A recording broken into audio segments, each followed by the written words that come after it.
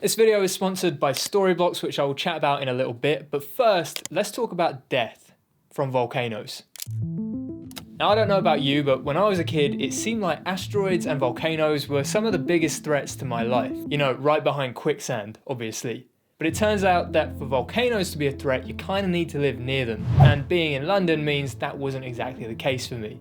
But that's not to say they're not dangerous. In just the last 500 years, 280,000 people have been killed by volcanoes, and 170,000 of those were just because of 6 eruptions.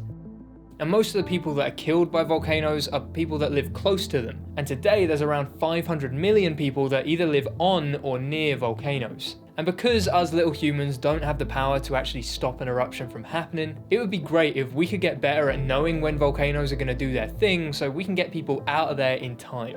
And scientists think that drones might be the way to make that happen by flying them right into the danger zone. But let's just quickly talk about the current situation.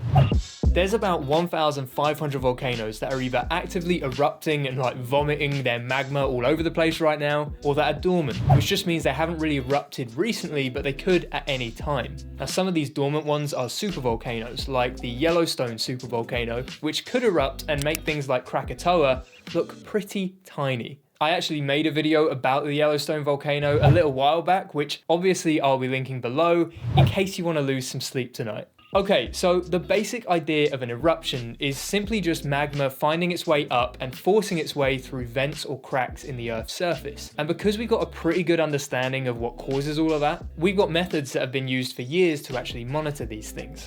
We can measure the temperature using satellites that are literally just looking for volcanoes getting hotter as magma rises closer to the surface. We can use seismometers to measure earthquakes for telltale signs that an eruption is going to happen soon. We can use tilt meters that look for the ground around the volcano literally swelling as magma fills up chambers beneath it. And we can even monitor gases that are coming out of the volcano, like sulfur dioxide, because when magma rises from deep below the surface, the pressure falls, which means that gases inside the magma can start to escape. Basically like what happens when you pop open a fizzy drink. This means that before an eruption, there's often an increase in gases like sulfur dioxide actually venting out of the volcano. And if the gas that's escaping from the magma actually doesn't vent out and gets trapped underground, it can cause pressures to get super high, which can lead to a massive explosive eruption like Mount St. Helens in 1980. But the thing is, a lot of volcanoes aren't really monitored very well, or, and this is the scary part, they aren't even monitored at all. And sometimes that's simply because there are some volcanoes that are just too dangerous for people to get near, but they need to get near them to get the monitoring tools in place. So there's a little bit of a problem. Which brings me nicely to this week's sponsor, Storyblocks. Because obviously I'm not going to be getting near a volcano for this video, and it's super windy and rainy in the UK right now, so drones aren't happening either. So I need footage of volcanoes venting. They've got that. I need footage of drones to explain what's going on. They've also got that, making my life a whole load easier. And you might be making videos for yourself or for school or for work, or maybe even for your own YouTube channel like me. And if you are, you should make your life easier and save yourself a load of time by filling in gaps or even making entire videos using Storyblocks' massive library of royalty-free stock footage and other assets. I'd recommend their unlimited plan, which gives you unlimited downloads of their entire catalogue. You'll love it, it's affordable, it's great.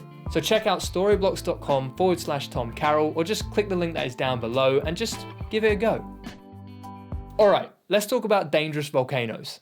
First thing you need to understand is that volcanoes don't need to be erupting to be dangerous. There is a massive amount of things that is risky about getting near them or even climbing them like volcanologists need to do to get monitoring equipment in place. Every volcano around the world is different, but here's a few of the potential risks.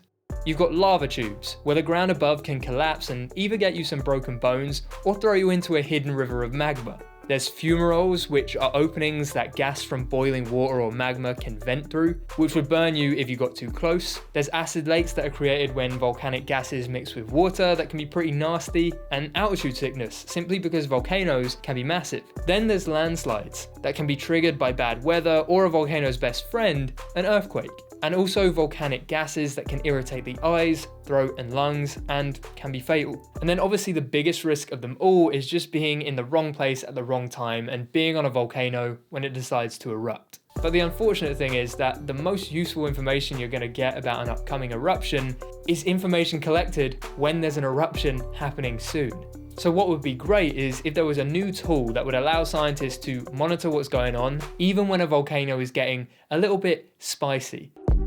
And this is where drones come in. Scientists decided to try something out on a volcano called Motu in Papua New Guinea, which sits on a small island with a few villages dotted around that were all evacuated in 2004 thanks to a massive eruption. The volcano hasn't been studied too well and it's got dangerously steep slopes, which makes it pretty dangerous to actually climb. So they took a drone and flew it about 2 kilometers high directly above plumes of gas that the volcano was venting. And with special tools attached to the drone, they could get a highly accurate reading of how much sulfur dioxide was in those plumes, which could tell them if the volcano was getting close to erupting. By comparing it with satellite data, they found that it was one of the top 10 venting volcanoes in the world at the time. And they were able to find all of this out without even stepping foot on the volcano, which is a good thing because the volcano decided to erupt in June of 2019, which was just 1 month after their final drone flight.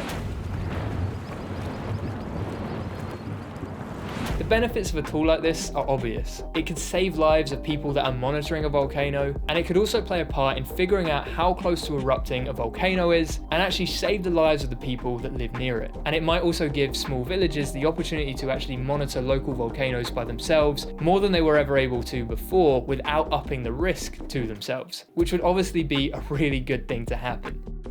So hopefully in the next 500 years, volcanoes won't be able to take the same amount of lives as they were able to in the past 500 years, all down to new technology being used in new and innovative ways.